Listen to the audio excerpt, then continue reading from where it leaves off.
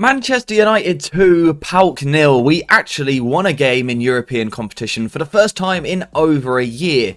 Now, it may not have been the most exciting football match you're ever going to watch, but tactically, certainly on the ball, it was actually pretty decent from Van Nistelrooy. So that's what we're going to take a look at today. First of all, subscribe to the channel, and then let's go. So like I said for the intro there, the focus for today is going to be Manchester United on the ball in possession, because this is where I felt that we were actually relatively strong, and had the execution been better in the final third, I think United could win this game by 3 or 4 goals. Ultimately it was only 2 and it was slightly stodgy, but tactically it was pretty good. Starting off at the back, where to be honest, PAOK didn't really apply too much pressure. That's kind of what we were expecting coming into this game, a team that could be a little bit passive and sit off us, and give Manchester United time on the ball. And ultimately, for the large part, that's exactly what we saw in this game. United given the licence to play the ball out from the back. What happened from here? Well, Manchester United changed shape a little bit.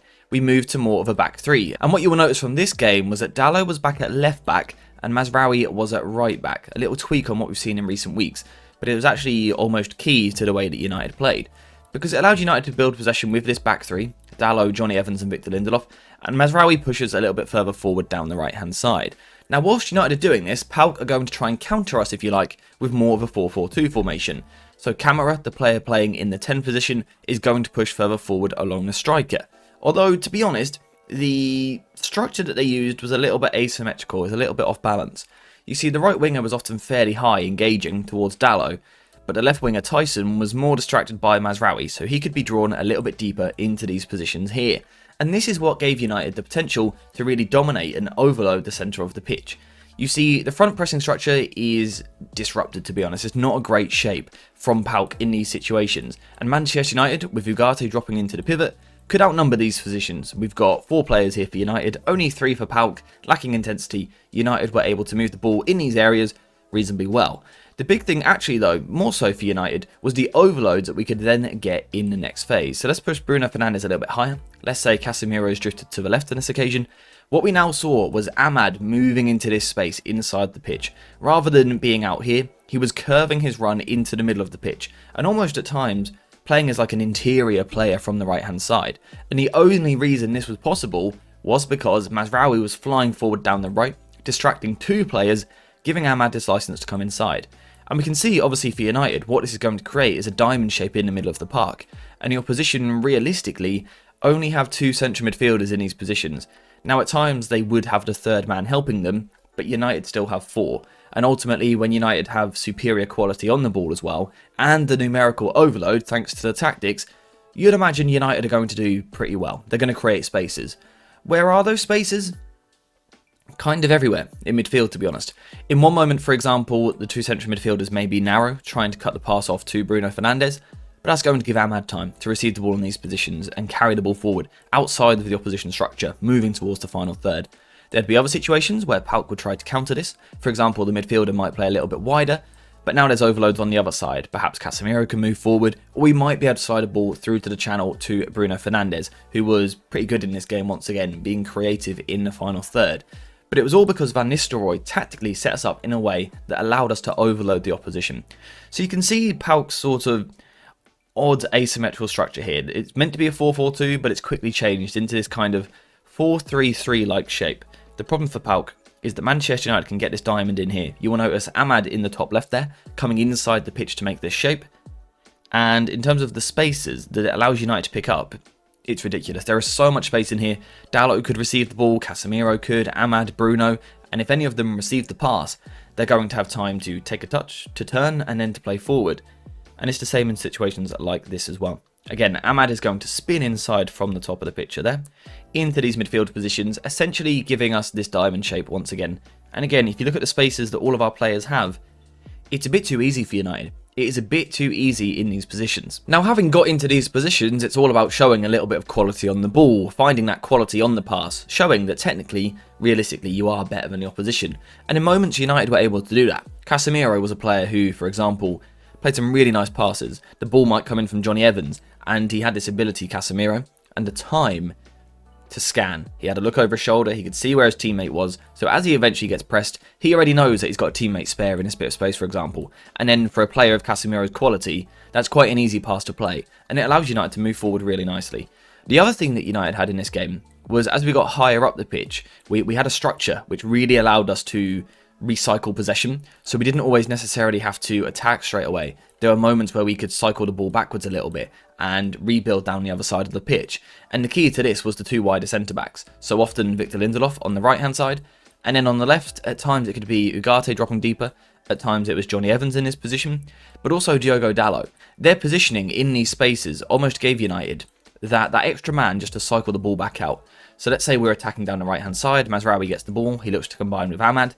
These two, by the way, their combination play, lovely. Two very technical players. Absolutely love to see this down the right hand side, it's beautiful to watch. But if we get stuck and we don't really have an option of where we can go, we always have that wide centre back that we can pass to and then shift the ball over to the other side. And when you consider that the opposition realistically are going to be compact, they're going to try and get players over to the ball side, when we do this sort of cycling action, we have room to attack down the other side of the pitch. And this is where I felt that United changed from, progressing the ball, controlling the game, to now actually having a threat once in these positions. And this is something that we've seen all season long. What United look to do is build the ball one side, get the ball to the other side, and then turn 1 versus 1s into 2 versus 2s. So for example, Garnacho is going to pick up the ball, Johnny might come out towards him, but Bruno Fernandes is going to make that run in behind. Or on the other side, it might be Mazraoui with the ball, Ahmad's going to make the run off the ball. The problem here was United lacked execution. The pass in these situations very often was poor. I'm actually quickly going to show you 4 different occasions where United get into a really nice position and have the opportunity to create a genuine good goal scoring opportunity. But the problem was the final pass was lacking. So that suggests that tactically things were working, even if individually, execution, it was a little bit poor still. So you got Dalot here, for example, inside, cycling possession out to the other side of the pitch. Garnacho picks the ball up, and initially he is 1 versus 1 against that fullback.